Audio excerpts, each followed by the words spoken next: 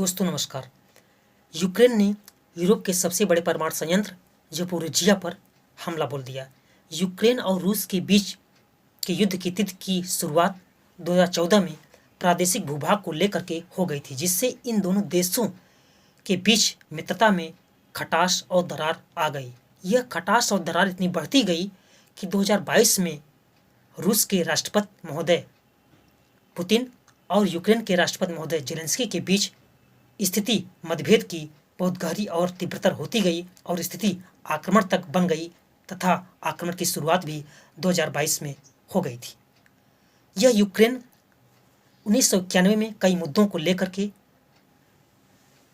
रूस से जुदा हो गया था तथा 2022 में युद्ध की शुरुआत के बाद हमले आपस में होते गए तथा यह वक्त और स्थिति को पा करके कल यानी रविवार के दिन यूरोप के सबसे बड़े परमाणु संयंत्र ज़पोरिजिया पर ड्रोन के जरिए हमला बोल दिया और परीक्षण के बाद पता चला कि क्षति सामान्य हुई है, जिससे विकिरण का स्तर कम हुआ है।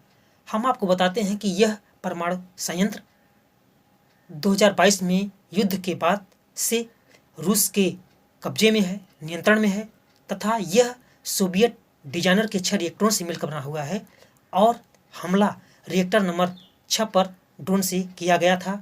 अंतर्राष्ट्रीय परमाणु एजेंसी के निदेशक महोदय गार्सी ने बताया है और दोनों देशों को बताया है, स्पष्ट किया है कि आप दोनों को ऐसी स्थिति से बचना चाहिए जहां पर मानवीय मूल्य का पतन न हो तथा उधर बेलगरोद प्रदेश क्षेत्र जो रूस का है और यह प्रदेश यूक्रेन की सीमा के पास में स्थित है, जहां पर यूक्रेन के सैनिकों ने एक कार पर हमला बोल दिया जिसमें एक लड़की की मौत हो गई तथा अन्य लोग गंभीर रूप से घायल हुए हैं।